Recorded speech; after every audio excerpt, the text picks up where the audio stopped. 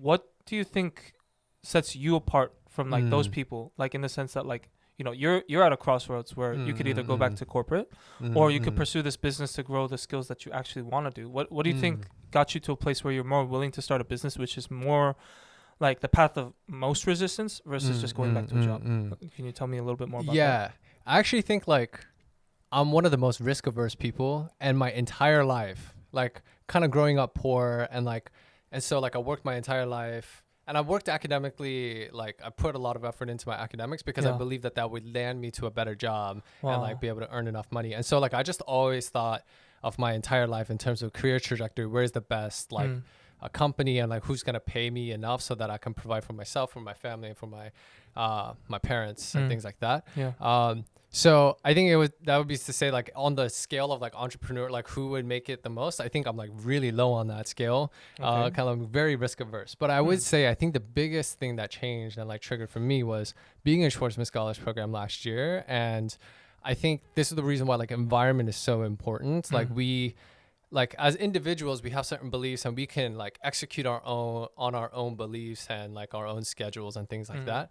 But I think like we're also like very social creatures and we're strongly influenced by the people that are around us. And I think in Schwarzman Scholars Program, there were a lot of people that were going their own way, that were doing their own things. And they were willing to take risks. And some of them were like, had very similar stories to me of like, they had like, financial difficulty. They came from low socioeconomic statuses. But even despite that, I think seeing them kind of still try to develop themselves and seeing that the payoff and kind of them doing what they believe is best for them and for society is going to be the best course that they can take. I think seeing that was very inspirational for me. Wow. And so I think, and I think it's just kind of continued to build as I was in like, in the VC internship as well, just seeing a ton of different people from all walks of life trying this thing. And also I think at business school, there's actually a lot of interest in entrepreneurship as well. And so continue to be surrounded by people who were just as broken, who are just as like, I don't know what I'm doing, but I'm going to try this thing out. And just hearing stories from people who've done that, I think has been what has encouraged me to definitely take that leap of faith for the next couple years, and then I'll reevaluate. Yeah. So you're saying you're risk adverse, but because of the people around you and how they've influenced you, like the environment itself, shaped by the people you surround yourself with. Yeah. Like that's what got you to a place where you're more willing to try. Yeah. Like that threshold for risk adverse, like got higher and higher. Yeah. So like my risk tolerance has increased. Risk tolerance. Yeah. My risk tolerance has definitely increased over time. And I know that won't necessarily last forever because I mean, I'm still single. Like I'm only responsible for my own self. And my parents don't necessarily have to retire anytime soon. And so I know I have maybe a couple years before I really have to think more about responsibility to other people outside of myself. Wow. Yeah. And so in the time that I have where I can really develop myself, my skill set, I think I just want to be able to really maximize that time to do that. Yeah. No, that's awesome. That's one of the things that I feel like a lot of people neglect, especially in an age where everyone's connected by disconnecting, you know, through the internet. Like you can like get on a voice chat, play video games with another person. Yeah. Like you don't have to be physically with each other in order to quote unquote like commune. But like you said, I feel like there's so much benefit when you're around like-minded people. And even if you're not at the same place, like thriving off of each other's energy, motivations, and like aspirations. Right. You know? Right.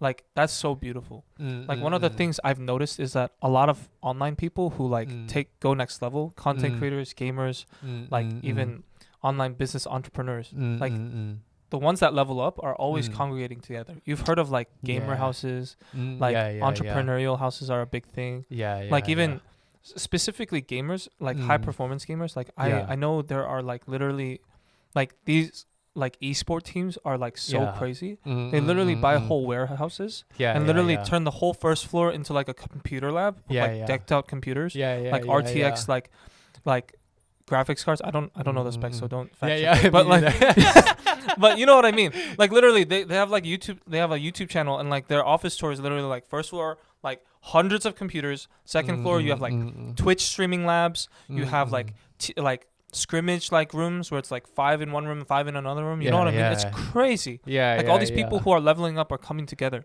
Yeah. So I say that because I personally want to know, like for those looking for like-minded people, because that's part of what we're trying to do with the furnace, like trying to create an incubator so we can attract like-minded people. How would you suggest people like get together? I mean, obviously you can like link up with your friends and things like that, but for those who may not even know the right people that they want to get to, like they don't have people that they aspire to be like, how would you say they like go about getting into a program like you did? Or like what do you feel like you had to like get to a place where you were in a position to like be around like-minded people and be in that environment where you're thriving in a direction that you want to go to? And are you kind of talking about in a physical sense or kind of like virtual sense? Physical or virtual or both? Because like I mean, talking about your story, the Schwartzman program, Schwartzman program, like maybe starting from like how you got into that program and what made you want to go into it might be a good start, and then maybe you can segue into talking about like what like more of like from a high level like that journey. Does that make sense? Yeah. I just want people to understand like there's more out there. There's people like them out there for some people who might feel alone and like wanting more. Yeah. But like, how do they get to a place from like, oh, like I'm alone and like believing that versus like, oh, there's more people out there and I can do something about it. You know what I mean? Yeah.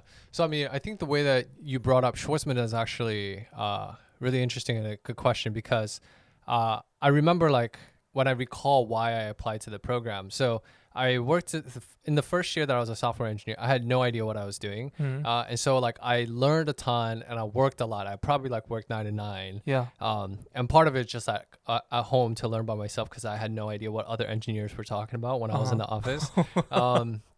And also that was when we were still kind of we were like our own entity, and then we got acquired in the middle of my first year, and the acquisition completed at the end of my first year. And then so we kind of got folded into a bigger corporate. I also got more comfortable with my job, and so I was working probably more like close to 10 to 4.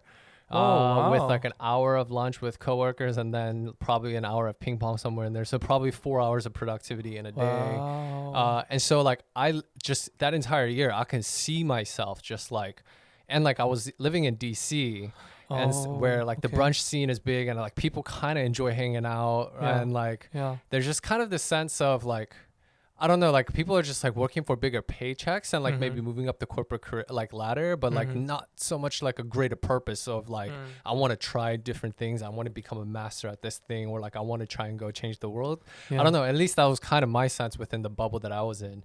And so like I was like, I need to get out because I'm still pretty young. I feel like I don't know all there is to know, and I feel like I haven't fully developed. And so I want to be in a place where there's people who are doing and like working and hustling really hard. And so that's kind of what caused me to apply to the Schwartzman program.